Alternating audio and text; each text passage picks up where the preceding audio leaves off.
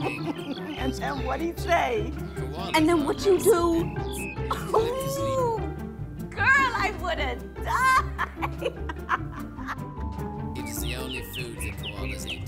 They have no natural protein. No way! Stop it! Oh my! The word marsupial is from the I know. Yeah. What? Oh, I'm just making some milkshakes. Milkshake.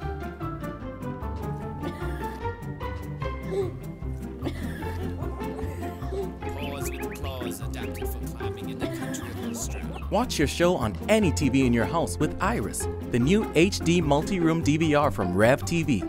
Start watching in one room and pick up right where you left off in another. Call to get Iris in your house today. Homicide detectives grappling with 4 murders in 12 hours. We've got the details. PLP MPs at odds over constitutional referendum bills. This as the DNA blasts government over the upcoming referendum. Plus, a luxury brand unveils timeless new products. We've got those stories and a whole lot more tonight. I'm Vonique Toot and NV12 starts now.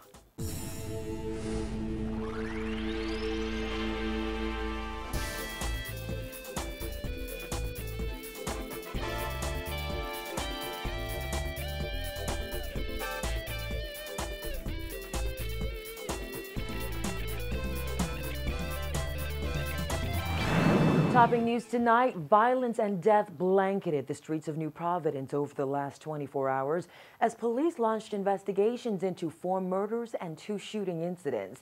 The most recent incident happened in broad daylight as 2 gunmen shot and killed a man after he collected money from a web shop. Kyle Joaquin has the details.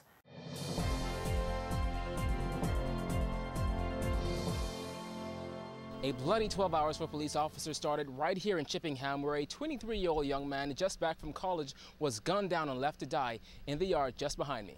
Oh, Lord, the first I gave birth to Brandon, that's the pain I'm feeling right now. Jesus, I'm feeling right now. Thank you, Lord. Those were the cries of Ida Mae Russell after learning that her 23-year-old son Brandon was gunned down around 8 last evening outside a home on Ronald Street off Farrington Road. Head of the Central Detectives Unit, Superintendent Paul Roll, gave these details on the scene. 2 males were standing in the street just in the front of one of the young man's residence where they were having a conversation.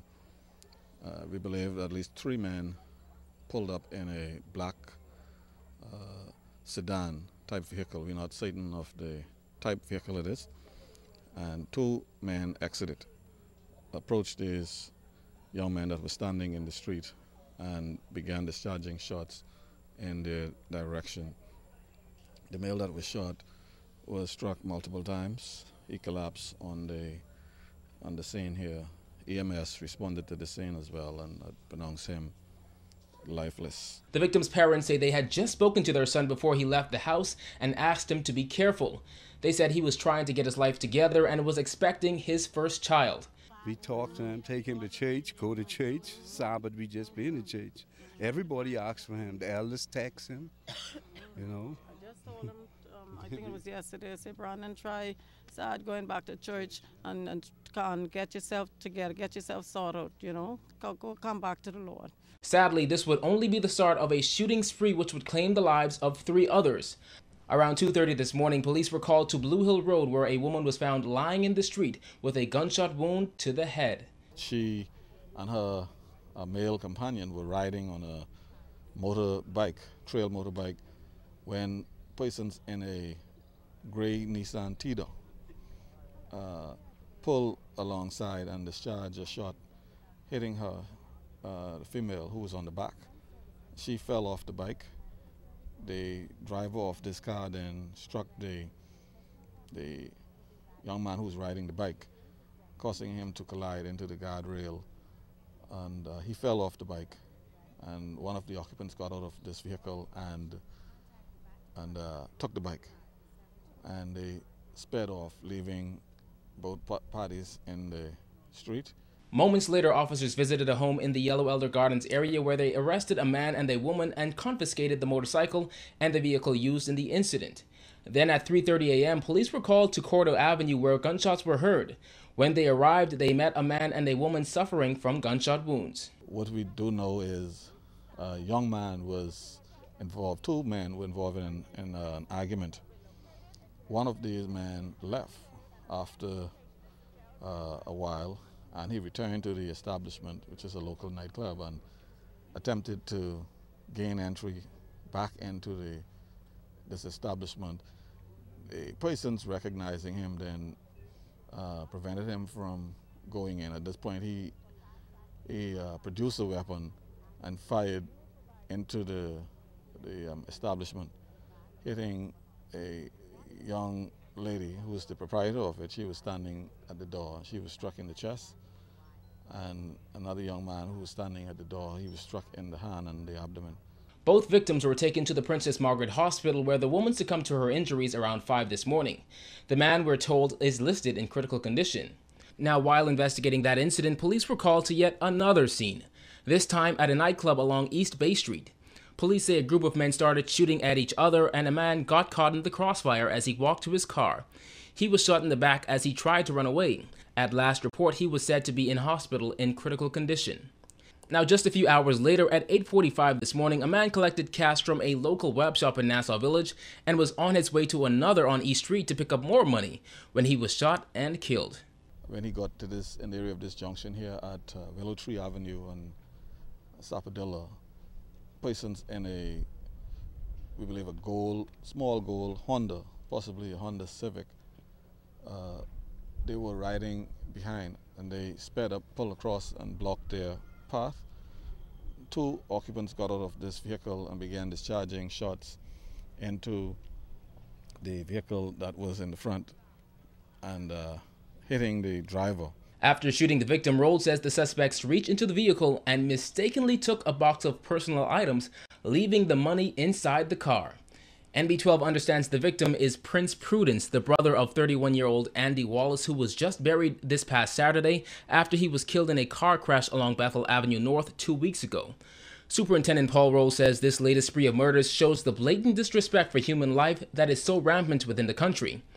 According to Nassau Guardian records, the murder count now stands at 75. Now, this victim was the 6th person to have been shot and the 4th to have died, all within a period of 12 hours. Again, police are appealing to anybody that may have seen or heard anything in any of these instances to contact them at 919 or Crime Stoppers anonymously at 328-TIPS. Reporting from Pinewood Gardens for NB12, I'm Kyle Joaquin.